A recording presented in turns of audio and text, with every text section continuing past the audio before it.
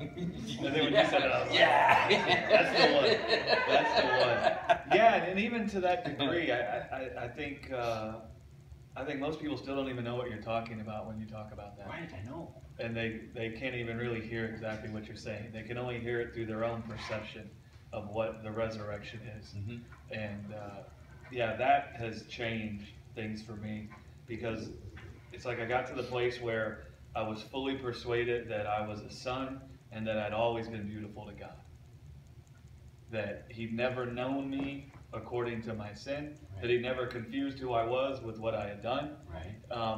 Man, I got all that, and that was a beautiful revelation, but I still found myself in the place where there were times where I would feel anxious about things, and meditating on what an incorruptible life is, what that means, my heart inquiring into that has done miraculous things in my heart.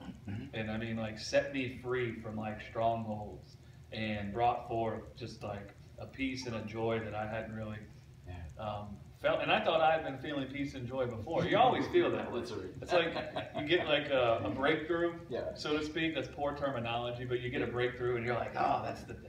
Yeah. And you don't realize that there's other breakthroughs that will come, and I think that one for me too. Yeah, it's like the onion though, but it's like we've talked, the manifold wisdom of God. It's just, there's so much more to it, and we've got this much so far, but that's just going to continue. There's going to be more and more revelation of that as we go along. So that was certainly it for me.